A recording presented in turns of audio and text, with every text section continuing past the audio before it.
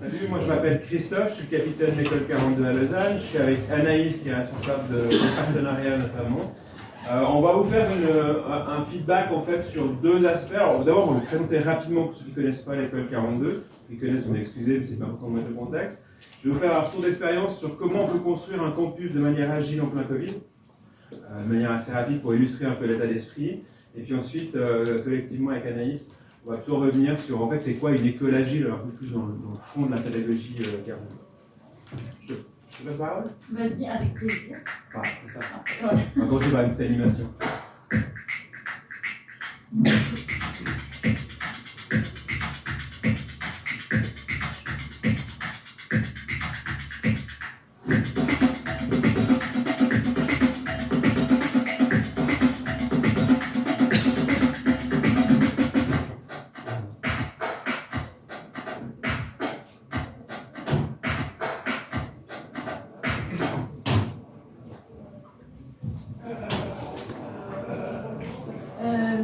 Qui connaît déjà un petit peu l'école 42 ou à Lausanne? Ah, bon, ça va, ça vient. Mais c'est là, ils disent qu'ils connaissent, ils me demandent s'il y a des profs dans cette école. Oui, est-ce qu'il y a des profs avec nous? J'aurais des questions. Ah, bon. Du coup, on va vous expliquer rapidement, puis si vous avez des questions à la fin, on a laissé le temps justement pour répondre aux questions que vous vous posez. Donc 42 Lausanne, qu'est-ce que c'est? C'est une école d'informatique. On est gratuit, accessible à partir de 18 ans, il faut avoir 18 ans. Et c'est une particularité qu'on est une école sans professeur, sans horaire et sans cours. Donc on va voir comment ça marche. Ça marche essentiellement sur le peer-to-peer, donc l'apprentissage entre pairs, et avec une couche transversale de beaucoup de gamification. On est présent dans 47 pays. Dans 47 campus au sein de 27 ou 28 pays. Chaque mois, on ajoute un autre campus. On a été créé en 2013 en France. Ça a été créé notamment par Xavier Niel, donc cofondateur de Free. Et quelques chiffres qui nous semblent assez intéressants sur les données qu'on a aujourd'hui. On est aujourd'hui à la deuxième volée, à peu près 380 étudiants et étudiantes. Et on voit qu'on a beaucoup de personnes qui viennent de Suisse romande principalement. Et ce qui est intéressant de voir, c'est est-ce que tout le monde a déjà eu une expérience dans l'IT ou pas? Et on constate que non, pas forcément. Donc c'est ce qu'on dit toujours. Pour faire notre école, il n'y a pas besoin d'avoir des connaissances a priori en informatique. Et on a une moyenne d'âge sur la première volée qui était de 28 ans. Donc parce qu'on a beaucoup de profils, on va le voir, assez divers. Voilà, 19% de femmes, donc ça c'est un chiffre sur lequel on travaille beaucoup pour avoir encore plus de femmes, comme vous le savez, dans l'IT, et voilà, avec des profils assez diversifiés. Est-ce que vous avez déjà entendu parler de la piscine?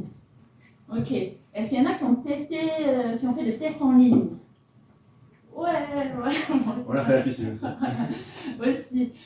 Donc du coup, comment on accède à notre école et quel est le processus? Donc il y a un test que je vous invite à réaliser en ligne qui dure 2 heures, à la suite duquel les personnes qui ont réussi sont invitées à venir sur le campus pour la piscine. Donc c'est une phase de sélection qui va durer 4 semaines. Pendant laquelle on va voir plusieurs choses, et notamment est-ce que la pédagogie, le mindset, la manière de faire nous correspond, parce que c'est très important après quand il n'y a pas de professeur, de voir si la manière d'apprendre est faite ou non pour nous. Donc moi aussi je l'ai faite, Christophe l'a faite, etc.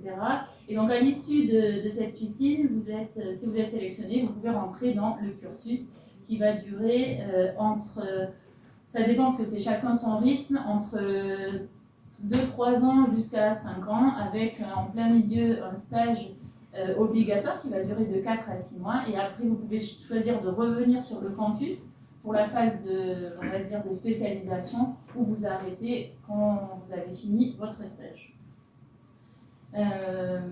Voilà, donc ça marche sous forme de modules. On le voit ici avec la représentation par polygraphe. Quand on a fini un cercle, on peut aller sur l'autre cercle.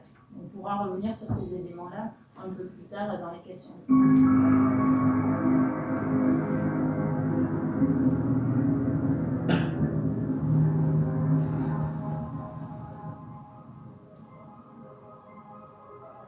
septembre 2021, si jamais les masques, ça date.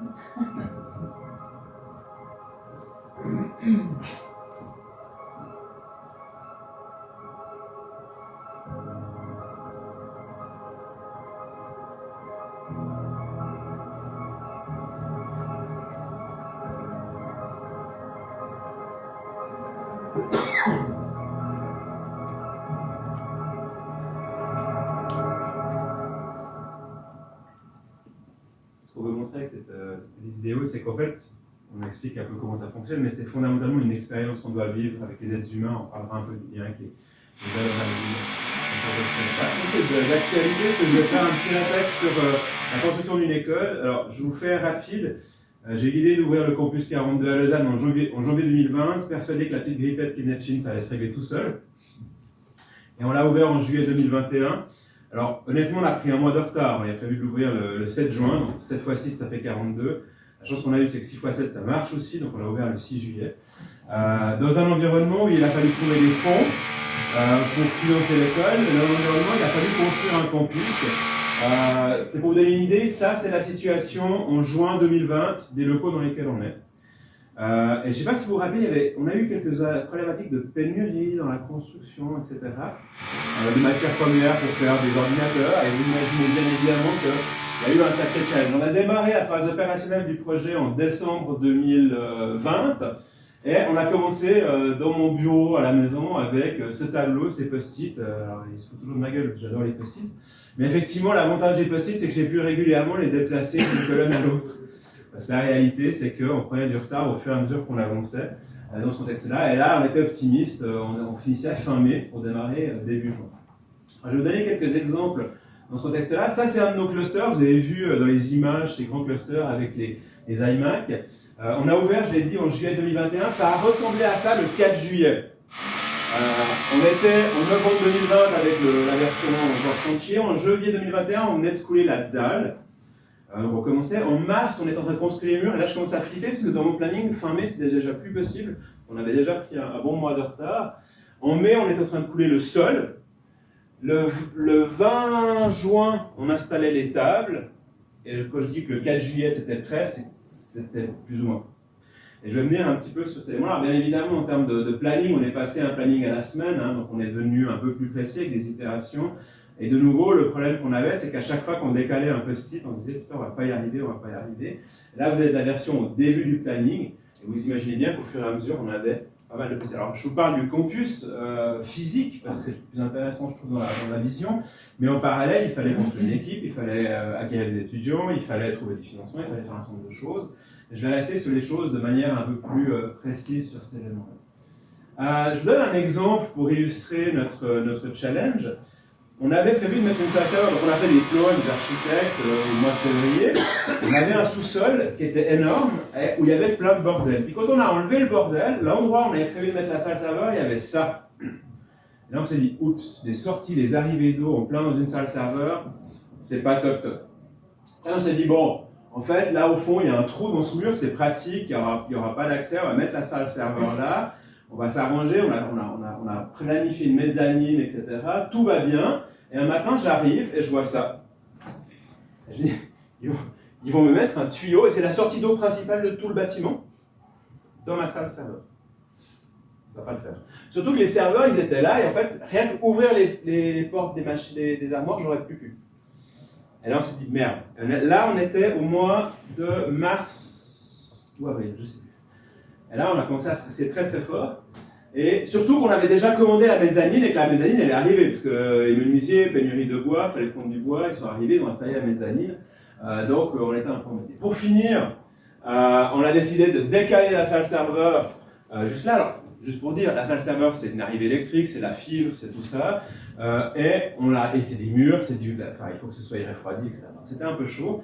Et on avait, pour vous donner une idée, la salle, au moment où on a reçu les armoires serveurs, il y avait un bout de planche, même pas isolé, il n'y avait même pas la porte, tout était accessible, et c'est bon, on a chargé, parce qu'il fallait qu'on installe les serveurs, parce qu'il fallait que le début juin, on ait quand même les serveurs qui fonctionnent pour pouvoir déployer le campus.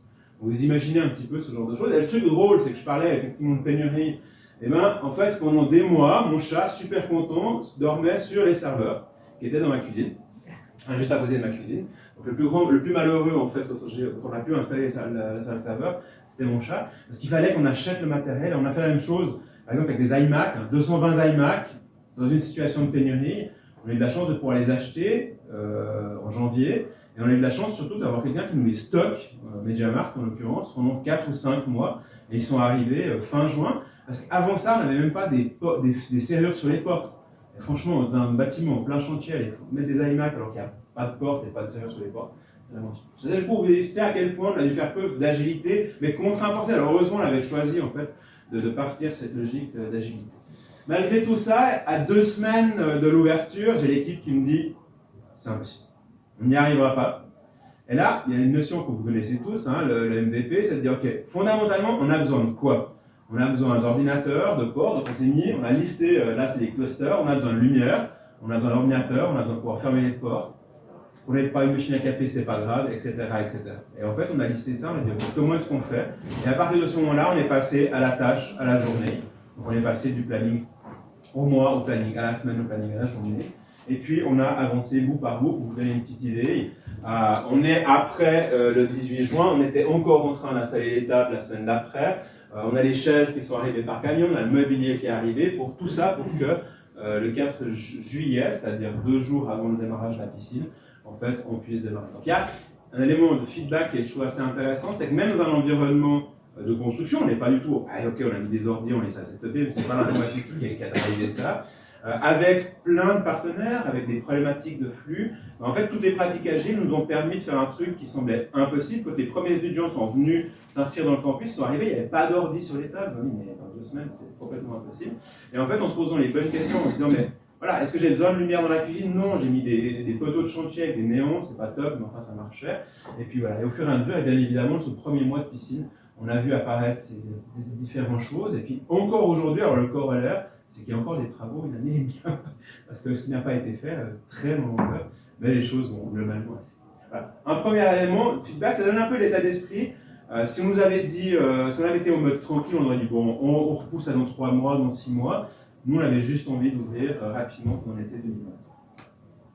Je crois que c'est fini. Ah non, bah ouais, ouvrir. Alors ouais, Anaïs m'a partagé une photo. Bien sûr, on a ouvert, on a des étudiants, c'était beau. Sauf qu'il ne fallait pas ouvrir les portes où il y avait tout le bordel derrière. Donc, effectivement. Voilà, premier feedback, et je te passe la parole du coup. Merci. Du coup, la question agile ou pas, si oui, comment, les limites, on en parlera aussi parce que le modèle n'est pas parfait. On voulait juste un peu remettre aussi de contexte parce que quand on construit une école, il faut essayer d'envisager quel est le futur, à quoi il ressemble. On sait tous aujourd'hui que le futur il est incertain, qu'il est flou.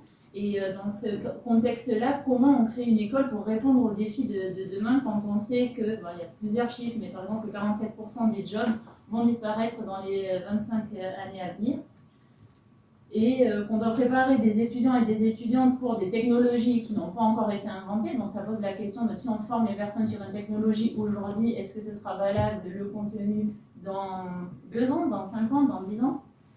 On sait que la durée de vie d'une technologie est en pleine perte de plus en plus de temps, c'est-à-dire avant une technologie pouvait durer peut-être 30 ans, maintenant on était sur des cycles de 5 ans, etc. Donc il faut se renouveler de plus en plus vite. Et donc du coup, on a essayé de faire cette conférence pour en reprenant les valeurs de l'agile et de voir dans quelle mesure nous on avait appliqué ces contextes. Le premier, c'est la collaboration face au challenge.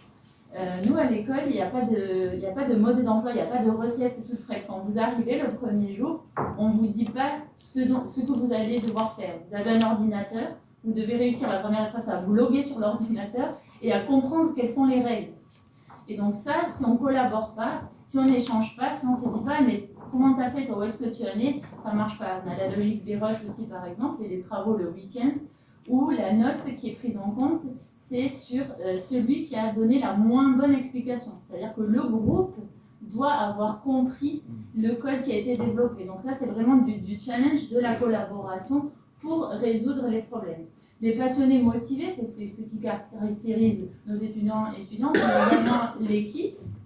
La diversité des profils, souvent on nous demande mais c'est quoi le profil type, c'est quoi le persona à 42 ? Mais il n'y en a pas. parce qu'on a une grande diversité, on a dit de 18 ans à 56 ans, beaucoup de personnes en reconversion professionnelle, des personnes qui ont appris à coder avant de parler, des personnes qui n'ont aucune idée, donc on a vraiment des profils très très différents. Et on a beaucoup de manières pour favoriser le dialogue direct. Si vous avez regardé, nos ordinateurs sont en quinconce à chaque fois pour échanger directement sur place. On n'est pas une école à distance, et ça aussi c'est important de voir, l'apprentissage se fait sur le campus. Et un management agile, ça nous paraissait assez évident sur ces premiers points. Ce qui est intéressant, c'est juste une parenthèse sur le management agile. Alors il y a évidemment le management de l'équipe, mais il y a toute la relation avec les étudiants. Donc, je suis capitaine et pas directeur, et en fait d'avoir enlevé les profs, ça enlève une couche entre vraiment toute l'équipe de gestion du campus et puis les étudiants. Et le plus dur pour les étudiants, c'est de me tutoyer, ça l'attend. Hein. Mais vraiment, et on arrive à être au service de l'ensemble de la communauté, que ce soit les partenaires, que ce soit les étudiants, et que ce soit évidemment l'équipe ensemble. Si je vais sur la deuxième valeur, des logiciels opérationnels plus qu'une documentation exhaustive, alors elle est bien évidemment assez évidente chez nous. D'abord, ils ont des challenges à résoudre. Ce qu'ils vivent toute la journée, c'est ce que vous voyez dans l'image, hein, c'est de passer du temps derrière un écran à coder. Et en fait, on valorise, si je reviens sur ce que disait Anaïs, plus l'échange entre eux que la documentation de ce qu'ils font. Et puis on parlait de peer-to-peer tout à l'heure, donc le peer review est un élément qui est fondamental chez nous, c'est qu'ils font du code, bien évidemment, mais plutôt que de décrire une doc, ils vont l'échanger et vont se faire revoir par les collègues, donc il y a quand même cet élément d'échange. Donc, il n'y a aucun projet qui leur demande de produire une doc. Par contre, dans tous les projets, ils doivent respecter les bonnes pratiques de codage, qui est notamment documenter le code. Ça ne veut pas dire qu'on ne va pas faire de choses. Ce qui est aussi intéressant, c'est qu'on développe uniquement un savoir-faire. On est une école fondamentalement basée sur la pratique, et pas sur la théorie. Ce qui est super intéressant, c'est que bien évidemment, pour faire de la pratique, il faut apprendre de la théorie. Mais au moment où je vais acquérir cette théorie, c'est parce que je veux la mettre en pratique immédiatement.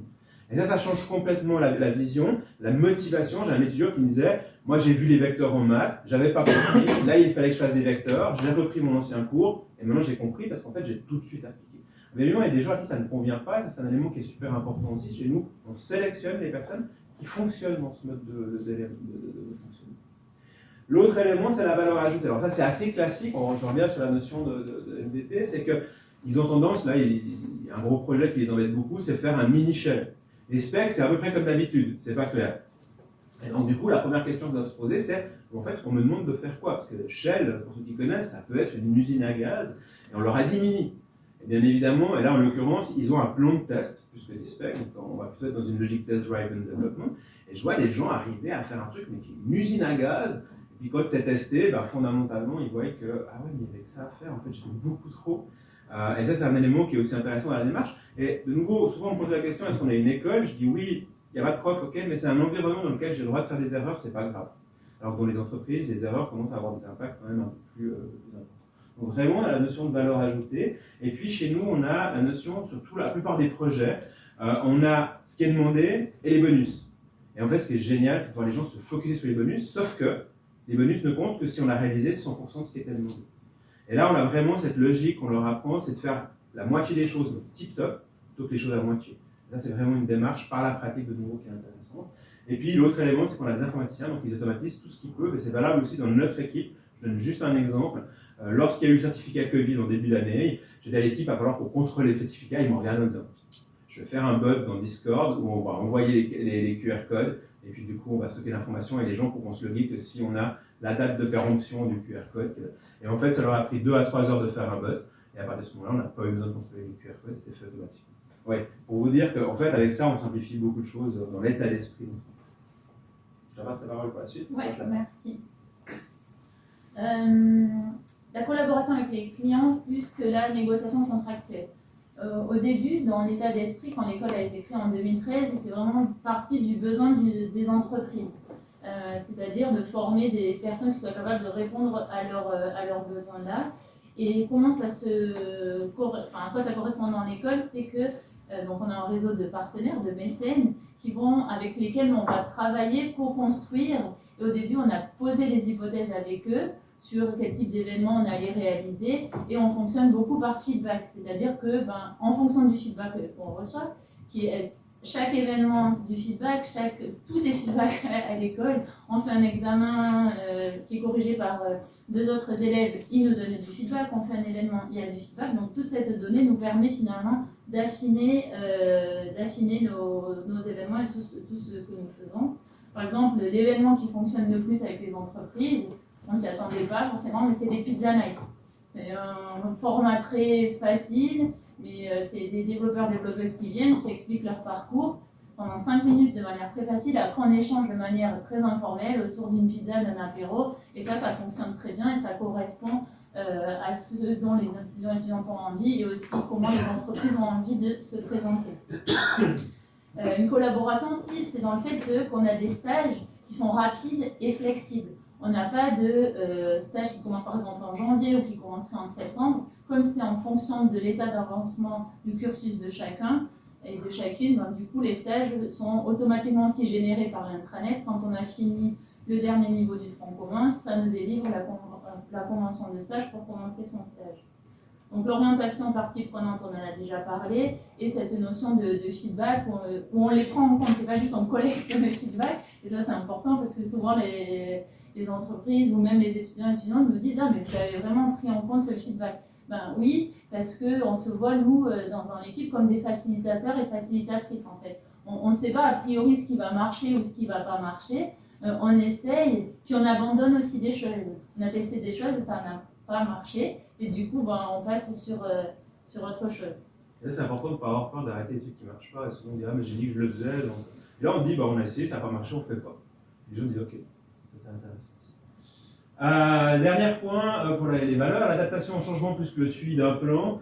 Alors, ce que vous voyez, vous l'avez vu tout à l'heure, en fait, c'est la map de formation. Il y a deux morceaux. La partie centrale, on va dire, c'est ce qu'on appelle le tronc commun, à peu près la première année, pour ceux qui font l'école à plein temps. Et ils vont passer d'une étape à l'autre. Et là, alors, il n'y a pas un chemin, il y a plusieurs chemins possibles, mais il y a quand même une carte assez précise dans laquelle ils vont progresser de je deviens, je ne sais pas développer, à je deviens un développeur junior qui peut partir en stage sur le marché dans ce contexte-là. Et ce qui est intéressant, c'est qu'ils avancent à leur rythme. Chez nous, il y a une chose qu'on valorise beaucoup, c'est les erreurs. Notre théorie, c'est simple. Quand on a réussi, on n'a rien appris. Quand on a fait des erreurs, on apprend quelque chose. Alors, bien évidemment, si je réussis après 4 erreurs, là, j'ai fini par apprendre. Mais quand j'ai fait un truc, ça marche tout de suite, je dis, OK, en fait, je savais le faire. C'était facile, donc je n'ai pas appris quelque chose. Et là, c'est un élément qui est important. Les examens, on a des espaces ici qui sont des examens. Les examens, ils ont lieu toutes les semaines. Ils ont régulièrement 0 à l'examen, c'est pas grave. L'important, c'est qu'ils finissent par réussir. Et s'il faut faire 4 ou 5 fois, des fois, je me dis, mais je suis pénalisé si je loupe 4 fois. Je dis non. Tu es pénalisé si au bout d'un moment, tu n'arrives pas à délivrer des choses, mais vas-y, avance.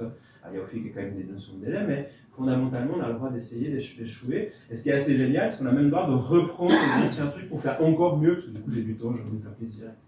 On a vraiment cet avancement à ce niveau-là. Mais à la fin, tout doit fonctionner. Ça, c'est l'autre truc. À la fin, ils doivent avoir réussi tous les modules pour arriver à la fin du tronc commun. C'est pas, je fais à moitié, j'ai la moyenne, etc. J'ai tout réussi. On est dans un monde de rigueur quand même.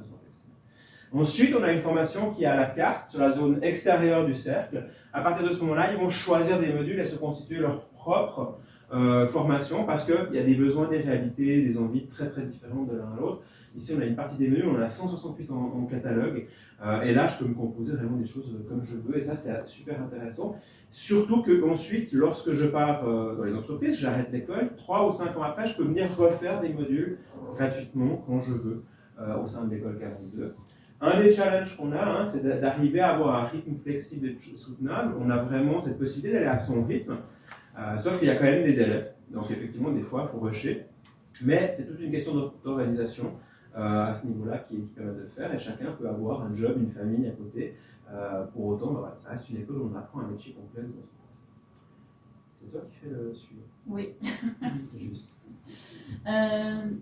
Quelque chose qui est assez important, vous avez sans doute déjà vu ce modèle, c'est que l'école, c'est pas que des outils, c'est aussi un mindset et c'est vraiment une adaptation, c'est un mindset, c'est des outils et ceci, donc mindset, toolset, skillset, et ça c'est vraiment important. Pourquoi ça marche? En fondation, les fondamentaux, c'est voilà, le mindset, l'état d'esprit qui convient, qui fonctionne. On a des outils qui sont performants. Aujourd'hui, si on est capable, au sein du réseau, d'avoir autant de campus qui s'ouvrent facilement, c'est que le modèle il est réplicable assez facilement finalement et que ça marche. Après, il y a évidemment des adaptations locales, des adaptations à la culture, des adaptations légales, etc. Et voilà, des rituels forts et non négociables qui structurent finalement toutes les avancées du projet.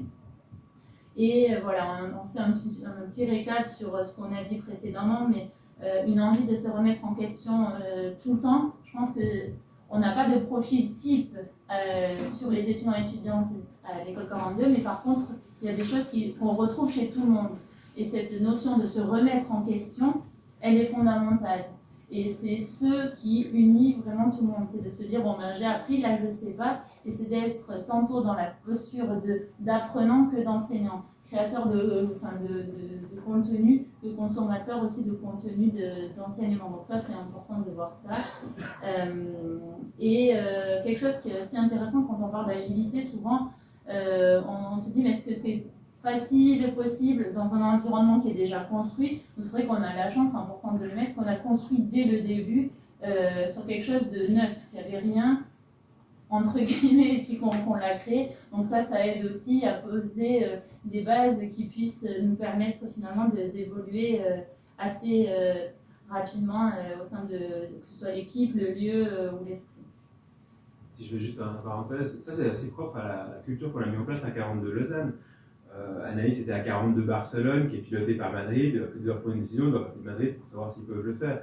Lorsqu'on va ouvrir demain ou l'année prochaine, je ne sais pas quand, 42 Zurich, il y aura une équipe autonome qui va gérer de manière autonome, parce que c'est notre vision ici. Ce n'est pas forcément le cas dans toutes les écoles 42 non plus. La pédagogie peut être assez agile, et puis la gestion peut être assez rigide. Nous, on a essayé d'aligner justement dès le début l'équipe, l'esprit et tous ces éléments. Je finirai par vous dire que tout n'est pas rose, bien évidemment, il faut quand même être honnête.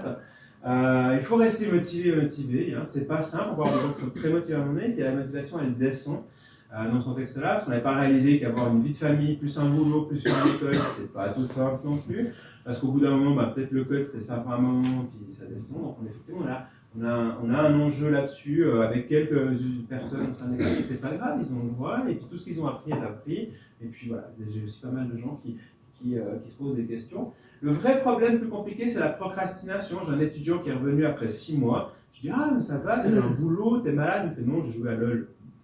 Le mec a un master en génie civil à l'IPFL. Je dis, mais tu vas peut-être te réveiller à 26 ans, peut-être une fois. Il me dit, ouais, mais bon, toi, j'avais le temps. Parce qu'ils ont des délais à respecter. Sauf que quand il est arrivé, il lui restait 10 jours pour livrer le prochain projet avant de se faire gicler de l'école. Mais il est toujours là. Et en fait, on a des gens qui, effectivement, procrastinent et attendent sans arrêt le dernier moment. Sauf qu'à un moment donné, quand ils se font avoir, parce que là, genre, ils chopent le Covid et ils ne peuvent pas revenir à l'école, ça fracasse assez. Donc, il faut faire attention à ce piège-là, dans un système qui est ultra libre à ce niveau-là. Et on est en train de revoir le système pour avoir des délais de livraison qui sont adaptés.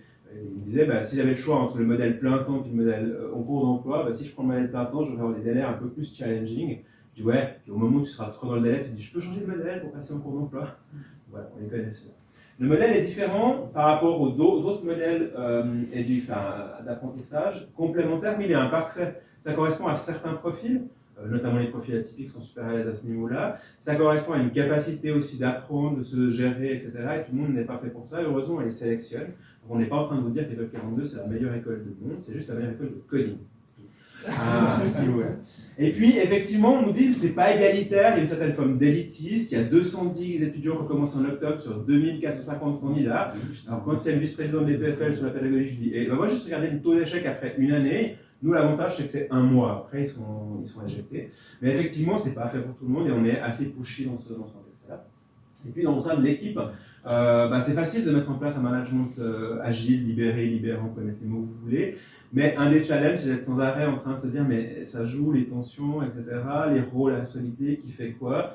J'ai des informaticiens, développeurs qui se sont demandé si c'était vraiment leur rôle d'aller réparer les plaintes. Je dis quand même, je peux le faire, hein. Moi, en tant que directeur, j'arrive à le faire.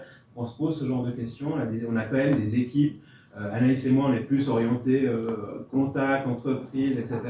J'ai une équipe qui fait tourner la machine, hein, donc on a un peu ce change et ce rôle, avec tout ce que ça veut dire dans une tension. Pour eux, il faut que ça tourne, il ne faut pas que ça change trop. Pour nous, il faut que ça change de manière permanente. Vous imaginez, on doit trouver tout ce genre de choses, même dans une petite équipe de 7-8 personnes. Et puis, il y a un enjeu, c'est l'argent.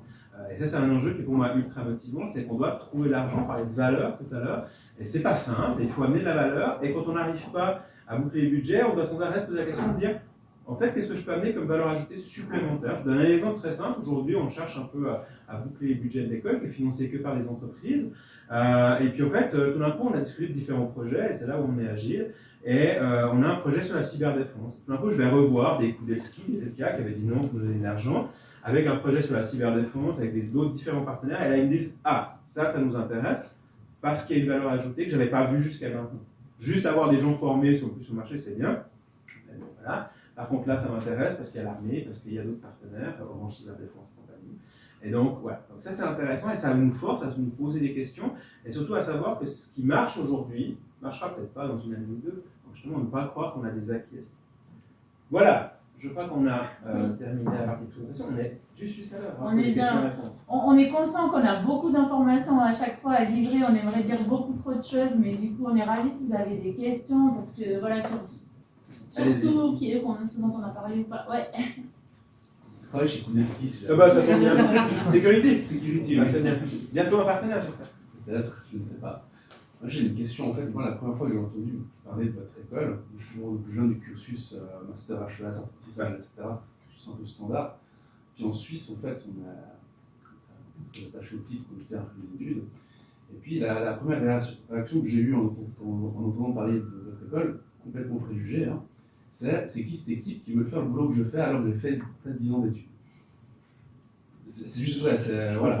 Et puis, en fait, maintenant ça fait 10 ans que j'exerce le métier, et puis que je suis amené à mener des entretiens avec des candidats qui viennent de différents horizons. En fait, ma question, c'est qu'est-ce qui doit me faire prendre en considération quelqu'un qui viendrait de votre école? Je ne crois pas que vous ayez encore en Suisse des gens qui ont fini le cursus, vous avez ouvert il y a 18 mois. Ouais. Donc, quand ils vont arriver, par exemple, en entretien chez nous, pourquoi est-ce qu'en fait, qu'est-ce qui va les différencier de quelqu'un qui sort d'un master HES ou d'un master ETH? Disons, là, j'ai pas de français. Oui, bien sûr. Jamais, il y a 65 étudiants qui ont fait 42 en France et qui sont engagés en Suisse aujourd'hui. J'en dis non, ça veut dire effectivement, on a changé. À l'heure actuelle, j'ai déjà une trentaine d'étudiants qui sont en stage dans les entreprises. Et en fait, ce qui est intéressant, c'est que il y a deux choses que j'aimerais dire. D'abord, nous, on s'adresse aux 50% des jeunes qui n'ont pas une matu, pro ou autre, donc qui n'ont pas accès au monde des HES et compagnie. Et là-dedans, il y a des gens qui ont des compétences. Et d'ailleurs, on les sélectionne parce qu'ils ont cette compétence. C'est pas qu'ils savent faire, c'est qu'ils ont la compétence d'apprendre d'un moyen comment scolaire. L'autre élément, en fait, c'est qu'on a des gens qui ont été formés par la pratique. Et je dis toujours, dans une équipe, dans nos domaines, il faut des gens qui pensent, des ingénieurs, des gens qui ont une vision d'ensemble, mais il faut des techniciens. Nous, on forme des techniciens, on forme des cols bleus, on forme des gens qui aiment avoir les mains dans le cambouis et puis qui vont aimer ça durablement. J'ai beaucoup d'entreprises qui me disent, moi j'ai engagé un ingénieur EPF pour faire du dev, et au bout de 3 ans, il me dit, je veux être chef de projet ou consultant ou aller élever les abeilles au Mexique. Je dis, le mec, il a fait du EPF. C'est normal. Maintenant, tu engages un ingénieur EPF pour faire un job de techos, quoi. Nous, on forme du techos, donc plus proche du contexte bachelor HES. Et donc voilà, on a cet élément-là. Après, il faut valider les compétences et le savoir-être. Et il y a deux choses, vraiment. On se souvent, l'école 42, elle forme sur des compétences techniques, c'est pas vrai. Elle apprend aux gens à apprendre par eux-mêmes, à connaître leur manière d'apprendre, à travailler en équipe, à se prendre des baffes et se relever, à être capable de s'adapter, à être créatif face à des problématiques qu'on ne connaissait pas. Ça, c'est les digital skills du web dont on a besoin dans le futur, ça restera vrai. By the way, ils savent faire un peu de code, ils savent faire du design, et puis ils savent résoudre des problèmes complexes. Et voilà. Et en fait, ce qui est assez intéressant, c'est qu'aujourd'hui, mon vrai problème, c'est pas que les gens trouvent du job. C'est que les gens essayent de finir au moins la première partie avant de trouver du job. Et ça, c'est un élément qui est en doute, parce qu'il y a une vraie demande sur le marché, on correspond à cette demande. Faire un parallèle pour répondre à la question, en fait, c'est assez proche de tous ces gens qu'on connaît autour de nous dans l'informatique, qui n'ont pas vraiment une formation dans l'informatique, mais qui s'y sont mis par la force des choses. La différence, c'est qu'il y a quand même un cursus de formation où ils cassent plein de codes. Je ne sais pas si j'ai répondu à ta question. Oui. J'ai une autre question, si je peux me permettre. Enfin, nous, on a souvent des programmes de stage ou de pour 6 mois. 6 mois par exemple. Ouais, pas de souci. Moi, j'ai pas de carte, mais on peut discuter. Non, effectivement, il n'y a pas de problème. Et puis, on a une plateforme qui est ouverte à toutes les entreprises pour prendre des stagiaires. entreprise.42.fr, vous pouvez proposer des stages pour tous les étudiants de 42 dans le monde. Après, des fois, les entreprises me disent « Ouais, mais personne ne postule. » Je fais « T'es conscient que les étudiants à Lausanne, ils ont à l'heure actuelle 282 stages ouverts ?» Effectivement, l'avantage d'être partenaire, c'est pas juste c'est d'être visible, de venir recueillir sur le plus. Et vu que c'est des flemmes, c'est ce qu'ils font. Moi, je dis bon, moi, ça m'arrange pour le fric, mais il faut bien que je finisse le budget. Mais au long, tu vas encore discuter. D'autres questions? J'ai entendu qu'il y a des spécificités dans la culture au sein des écoles. J'étais curieuse de savoir, en résumé, qu'est-ce qui est commun au réseau et qu'est-ce qui est de la liberté de l'école. Tu peux répondre? Tu connais mieux les autres que moi. Ouais, alors le modèle économique est spécifique à chaque campus, sachant qu'on est tous des associations à but non lucratif. Ce qui est commun aussi, c'est que c'est gratuit pour les étudiants et les étudiantes, que ce sont les mêmes modules, que ce soit à Paris, à Tokyo ou ailleurs, donc ça reste. Après, la manière, par exemple, de s'adresser aux entreprises, toutes les interactions avec les entreprises sont propres à chaque école, chaque culture. On va retrouver des adaptations, par exemple, sur les documents légaux, contractuels, comme les conventions de stage qu'on adapte à la culture. Et après, c'est aussi beaucoup d'autonomie chez les étudiants et étudiantes qui créent leur propre association, et on en a beaucoup, donc ça, c'est propre à chaque campus en fonction des intérêts de chaque campus. Ouais, à Lausanne, nous, on est connu pour être l'école où l'apéro est permis non-stop, et on est la seule école où on peut dormir toute l'année. On peut dormir dans certaines écoles comme les piscines, chez nous, on peut dormir toute l'année, à se reposer lorsque l'heure est arrivée. Ça ouais, du coup, les aspects pédagogiques sont vraiment... C'est exactement ce qu'ils vivent dans les clusters, c'est franchement la même chose, à part la question de taille, d'ambiance. Chez nous, ils sont un peu plus vieux, ils ont 28 ans, donc ça change, le moyenne d'âge, donc ça change un petit peu l'intergénérationnalité, mais c'est vraiment assez proche. Et ça, c'est intéressant aussi dans la logique de réseau, quand il y a un module qui est créé, par exemple, par un campus, quand on a des releases chaque mois, il est disponible le mois d'après dans d'autres campus. Après les langues, on peut avoir les modules dans toutes les langues dans lesquelles le contenu a été créé et généré. Donc ça fait que c'est un déploiement international, mais avec un fort ancrage local, et je pense que ça fait une des forces aussi. Ouais, puis en Suisse, mine de rien, le multilinguistique, alors on pense à nos 4 langues, mais moi j'ai des Ukrainiens, j'ai des gens qui parlent d'autres langues, des Espagnols, du Portugais, et puis en fait ils trouvent toute la traduction. Des fois, quand c'est compliqué dans sa langue maternelle, c'est quand même plus simple de comprendre que quand je dois faire de l'anglais ou même du français, si c'est pas forcément ma langue courante. Tout le monde parle anglais. Enfin, il y a toujours l'anglais. Toujours, c'est la base. Et puis le français, bien évidemment. Et maintenant, voilà, on est vraiment sur. En étant dans 28 pays, on a même du thaïlandais, on a même. Les modules sont les mêmes dans toutes les écoles. Alors, tous les modules sont disponibles dans les écoles. Le tronc commun est le même dans les différentes écoles. Après, il y a des fois, pour des raisons pratiques, on n'active pas tous les modules à la carte. Ils sont disponibles, il y a une liste. Après, si quelqu'un le veut, on l'active. Il y a des contextes qui sont tellement spécifiques des fois au local que ça n'a pas de sens. Donc, pour vous donner une idée, on hésite à développer un module au COBOL parce qu'il y a de la demande sur le marché. Ouais. Aujourd'hui, les COBOListes partent à la retraite, les banques, les assurances, l'État. Et puis on nous a dit, vous ne pourriez pas. Moi, j'ai des gens de 40-45 ans qui font du C. Ils me disent, moi, si vous me payez 10 000 balles, il faut du COBOL. 1000 balles, c'est pas cher. À l'heure actuelle, ils payent les retraités 1000 balles la journée pour revenir bosser. Donc ça, c'est ce qui se passe au monde du COBOL. Mais franchement, c'est des fois. mais les jeunes de 22 ans, ils ne veulent quand même pas faire du COBOL. Moi, ça me rend curieux de.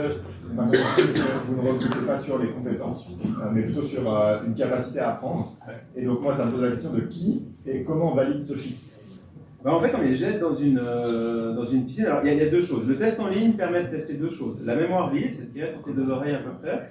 Et puis, la logique. Une certaine forme de logique qui ressemble plus à une escape game. On va chercher les gens qui pensent différemment, qui résolvent des énigmes. Ça fait déjà une bonne sélection. La deuxième sélection, c'est qu'on les plonge dans la réalité de la piscine. Donc, c'est un gros bootcamp. Et puis, en fait, on voit très bien comment ils s'en sortent. Alors, il y a ceux qui démissent, qui disent, OK, c'est pas très longtemps pour moi, donc ils se comprennent par eux-mêmes. Et puis après, on voit la courbe d'apprentissage. Parce qu'en fait, c'est le seul moyen, c'est de dire, fais-le, et on verra si tu arrives à t'en sortir de cette courbe d'apprentissage. Et il y a des gens qui sont peut-être très bons techniquement, mais socialement, qui s'isolent, qui ne collaborent pas, puis qu'en fait, peut-être qu'ils partent haut, puis en fait, ils stagnent, voire ils descendent. Et il y a des gens, ils font 0 premier examen, 0 deuxième, 15, 20 au troisième, et puis ils arrivent à 50 au quatrième. Et là, on voit la courbe d'apprentissage. Et c'est ça qui est intéressant, sachant que si elle n'est pas assez grande, on leur dit, okay, ça ne joue pas encore, mais tu peux refaire.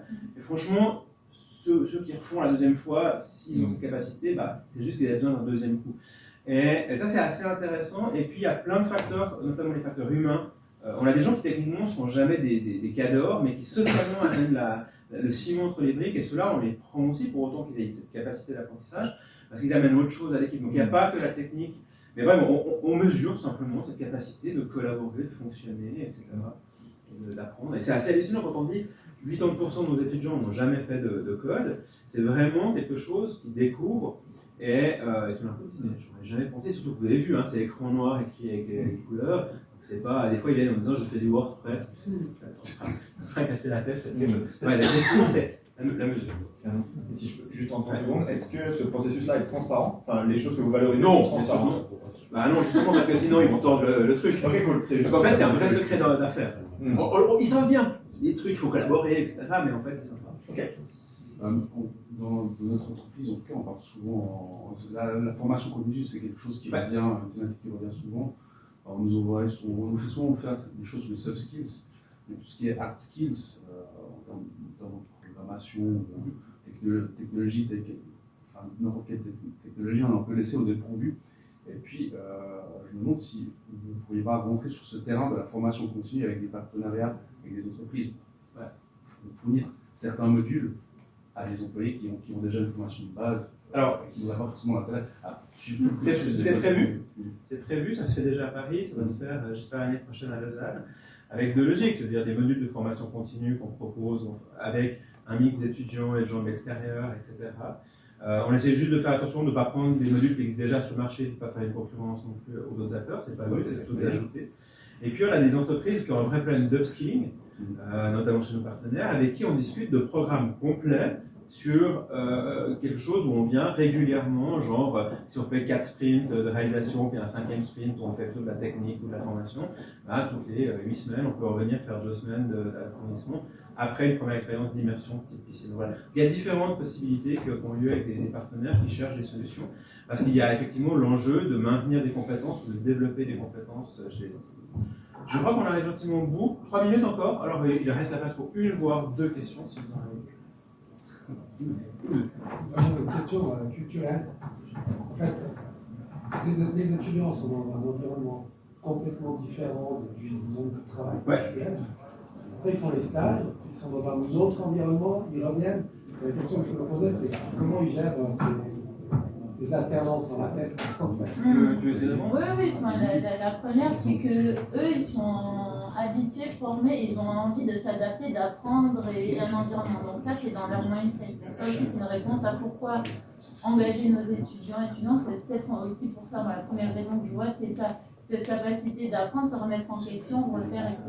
Donc autant ils s'adaptent à ce qu'ils voient dans le campus, ils s'adaptent aussi dans le milieu de l'entreprise, mais pas à toutes les entreprises. Et on est très transparent avec nos mécènes. Tout le monde n'est pas fait pour aller dans tel type d'entreprise ou dans tel autre. Donc on a assez d'étudiants, comme il y a assez d'entreprises sur le marché pour qu'il y ait aussi un fit. Et on essaye aussi, c'est le troisième point, d'expliquer aux entreprises qu'il y a aussi une question d'adaptation de leur part à cette manière de penser aussi. C'est pas que dans un sens. Que, enfin, je sais pas si tout le monde ne mérite pas les étudiants 42, il faut les supporter quand même. Non, mais c'est ça aussi, et puis c'est comme pour tout recrutement et pour tout. Il y a des fits, ça se fait ou ça se fait pas. C'est le même processus. Il y a des tests techniques pour rentrer dans l'entreprise, il y a à voir si y a un fit avec l'équipe. Il y a des fois ça va bien se passer, il y a des fois ça se passera pas bien, mais comme pour toute relation humaine, Dernière question, courte, et puis après on sera disponible si jamais pendant toute la journée pour discuter. Justement, on en parlait, les Pizza Night. Donc, oui. Est-ce qu'il y a un accompagnement des entreprises là-dedans? Parce que voilà, on est focalisé étudiants, oui. mais on est sur un nouveau format de vente de stagiaires qui ne correspond pas à des entreprises qui sont un peu âgées et qu'on pas ce nouveau mindset, oui. qu'on pas cet élan. Et alors, surtout quand on a des grosses équipes de dev, oui. quand on va rencontrer une équipe qui fait 15-20 personnes et qu'on va les présenter, ils font peut-être peur. Comment nous, entreprises, on peut arriver à cette Pizza Night en étant déjà avertis sur comment ça va se passer, quel est le canevas de distribution? Alors en fait, ce qu'on a fait, nous, c'est très transparent. On a un modèle partagé, de slides partagés. Donc les nouveaux qui arrivent, ils voient comment les autres ont fait. Moi, on donne aussi beaucoup de feedback sur comment approcher, etc. Puis des entreprises arrivent et elles se plantent complètement parce que ça n'allait pas. Et puis c'est OK. Et le mindset qu'ont nos étudiants, l'équipe là, mais les entreprises aussi l'ont. Et puis C'est-à-dire derrière- qu'on invite aussi les entreprises à venir nous rencontrer, faire des visites, parler aux étudiants, Voilà. comprendre aussi l'état Il y d'esprit. a tout un processus en fait avant, et Anaïs et moi on a bossé le groupe MUT, moi à la BCV, donc on connaît ce genre de problème. Donc nous on est vraiment là pour accompagner les entreprises, c'est notre job, alors qu'une autre partie de l'équipe s'occupe des étudiants, pour faire très simple et un peu caricatural, et voilà, c'est parce qu'on a vécu ces expériences-là. Je crois qu'on est au niveau timing nickel. Merci Bon, merci beaucoup, on est à disposition, si vous avez des questions, on va juste sortir parce que ça va se passer.